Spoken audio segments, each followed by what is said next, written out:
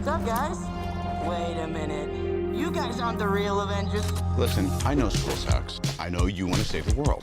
But you're not ready yet. Oh, that was awesome. Today, I am going to review a new movie, Spider-Man: No Way Home, for the first time. In nearly 20 years I may have seen my favorite Spider-Man movie, and I'm not like a kid who loves the Ice Age movies, and since part 17 is the newest one they've seen, it's their favorite, much like what they said about the 16 before it. Nope, I sat from almost the first 10 minutes loving this movie and debating if this actually beat out the magnificent 2002 Spider-Man, and its even better follow-up 2004 Spider-Man 2.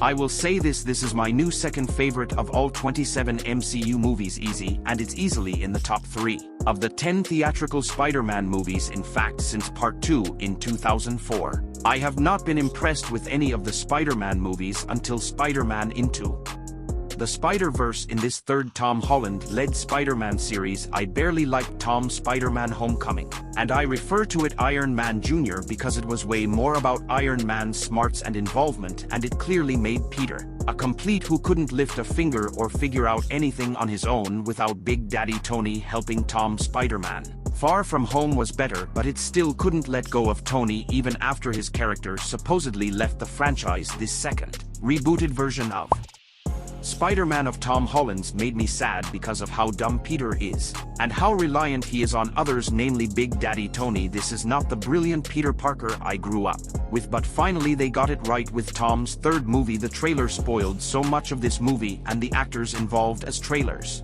are designed to be spoiler-packed. Usually the very last scene of the movie is in the trailer, so I won't even go into the synopsis of what happens or who's in it. I just highly encourage you to see this ASAP and know they finally got Spider-Man right after 5 disappointing follow-ups to Spider-Man 2. They finally got Spider-Man back on track. I laughed so hard, even though it wasn't like the traditional MCU movie, where it's mostly a comedy. These were genuine jokes and not just inserted to please the audience, who apparently wants more comedic MCU movies than action-packed superhero movies. I cried a bit even though it's mostly an uplifting movie, and yes, I marveled on how well acted and written this film is. Everybody gave it their 110 and no one stole scenes or outperformed anyone else. This was my endgame event. I loved this movie so much I probably will buy it right away on Blu upon release. And to give you a hint of how much that is to me, I don't really buy Blu-rays anymore due to the convenience of streaming. And of all 27 MCU movies, I only bought 2 so far. The rest I can watch online if I feel like it. Most are forgettable anyways. I heard they're building a new trilogy with Tom Holland continuing his role as Spidey. To be frank, before this viewing I almost didn't want to see them if this turned out just slightly better than Tom's second one, which was just slightly better than his mediocre first one. I was pretty much done. For me, it was really good movie. It will find place in top 10 movies of 2021 in my list. Now my Spidey sense is tingling to see what they have in store for us next. Thanks for watching. Just don't do anything I would do. And definitely don't do anything I wouldn't do. There's a little gray area in there, and that's where you operate.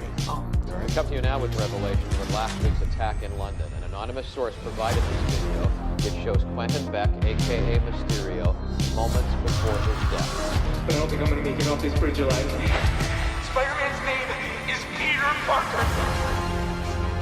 When Mysterio revealed my identity, my entire life got screwed up. What do you mean?